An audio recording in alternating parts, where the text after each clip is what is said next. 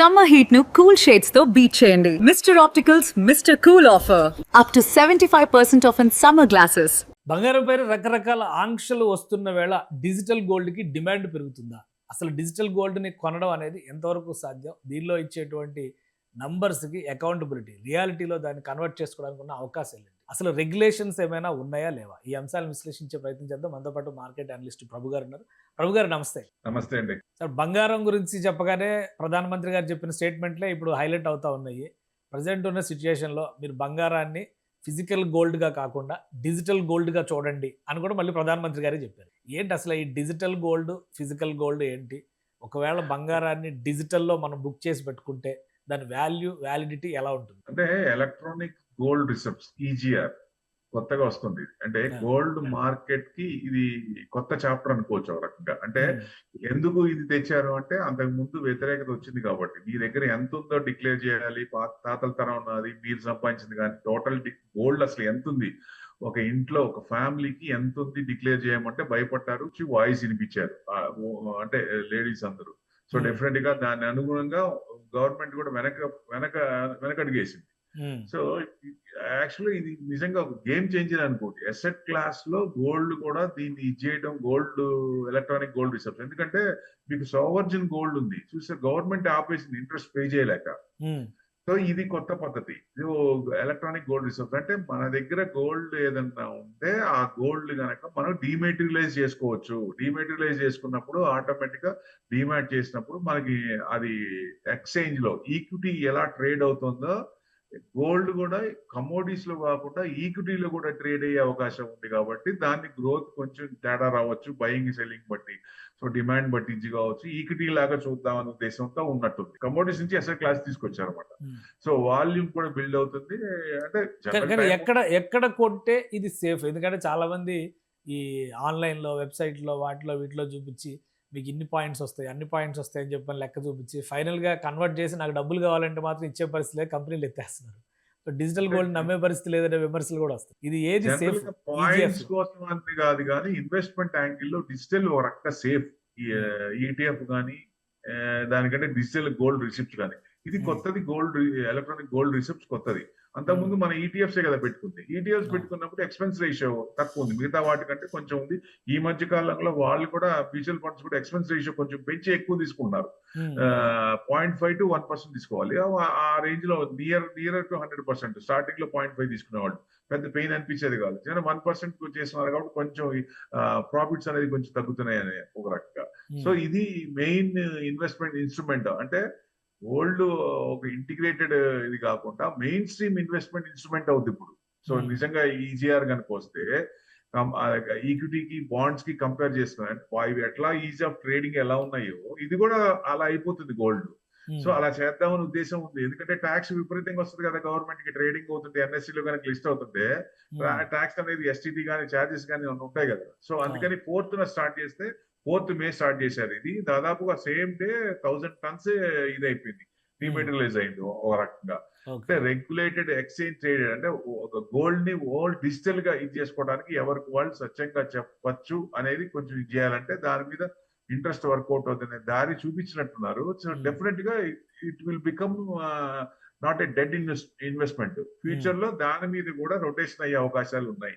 So అది ఒక రకంగా చూస్తే ఎప్పటి నుంచో ఉన్న వాళ్ళు దీనిలోంచి దీన్ని కన్వర్ట్ అవ్వాలంటే కొంచెం కష్టమే. అంటే ఫిజికల్ నుంచి కన్వర్టబుల్, ఫిజికల్ నుంచి డిమాట్ కి చాలా ఈజీ కదా ఇక్కడ. సో అది కూడా standard, purity and quality assured ఉంటుంది. అదే మీరు గోల్డ్ షాప్కి వెళ్ళండి, మీకు 22 carats 24 carats ఆయన చెప్తే కానీ తెలియదు. మనకి ఇండివిజువల్ ఎవరికైనా తెలుసా? తెలీదు. 19 carats ఇంకా క్యారెట్స్ తక్కువ అయినప్పుడు వాళ్ళు ఏ రేట్లో అమ్ముతారు, క్యారెట్స్ తక్కువైనప్పుడు తక్కువ రేట్లో అది ఎక్కువ పెట్టి అమ్మచ్చు కదా, చెప్పలేము అసలు.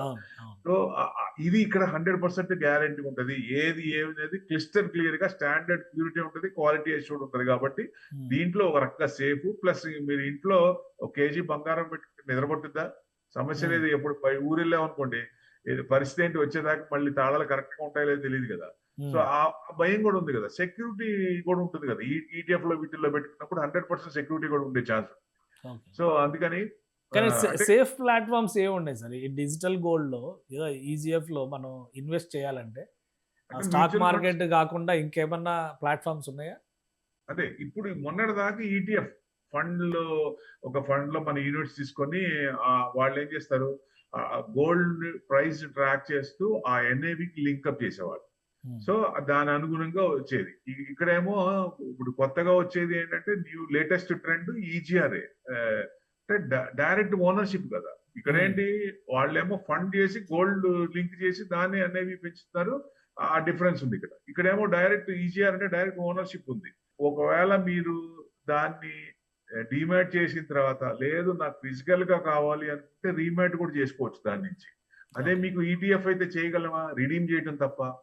సో ఈటీఎఫ్ లో సేఫ్, 100% సేఫ్. ఎన్ఐవి పెరిగినప్పుడు ఆ గోల్డ్ లింక్ పెట్టినప్పుడు దాని అనుగుణంగా పెరుగుతుంది.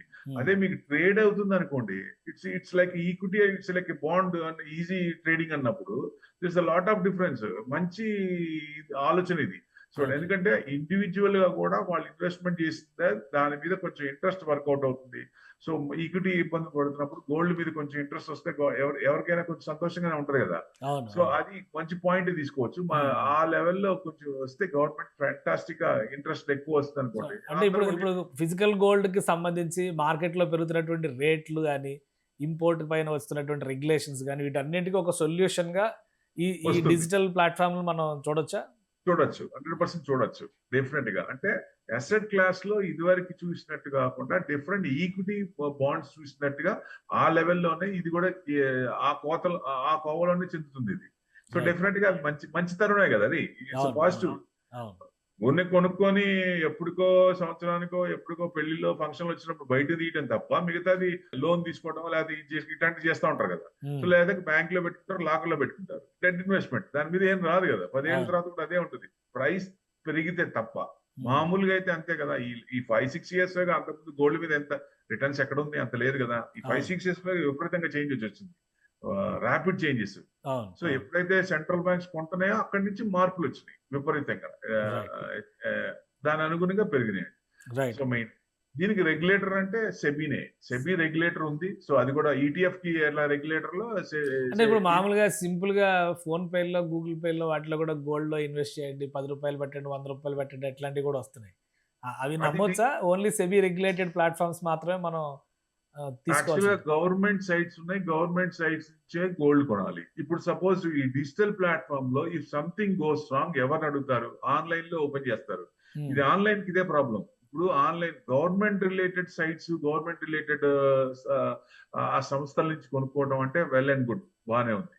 సో ఇక్కడ మనం ఈ డిజిటల్ ప్లాట్ఫామ్ లో డిజిటల్ డెలివరీ తీసుకొని మేబీ డెలివరీ అండ్ పేమెంట్ తీసుకుంటే బెస్ట్. అంతేగాని అక్కడ ఇన్వెస్ట్మెంట్ చేసి దాంట్లో పెట్టినప్పుడు మనకి కొన్ని ఆన్లైన్ తెలిసినాయి కదా, తర్వాత తీసుకోవాలంటే ఒక్క రూపాయి కూడా బయటకు వచ్చేది లేదు, చాలా లబోదిబో అనాలి. సో అట్లా కాకుండా ఫిజికల్ డెలివరీ తీసుకుంటే బెస్ట్ అలాంటి వాటిలో. కానీ ఇప్పుడు వీటిలో గవర్నమెంట్ సెబీ కన్సర్న్ ఉంటుంది కాబట్టి వీటిలో ఈజీఆర్ కానీ ఈటీఎఫ్ కూడా ఒక రకం బెస్ట్. ఎక్స్పెన్స్ రేషియో తక్కువ ఉంటుంది. ఈ మధ్యకాలం పెంచినా మళ్ళీ సెబీ శీతకాలం ఉంటుంది కాబట్టి మళ్ళీ కొంచెం 0.5% తగ్గే ఛాన్స్ ఉంటుంది.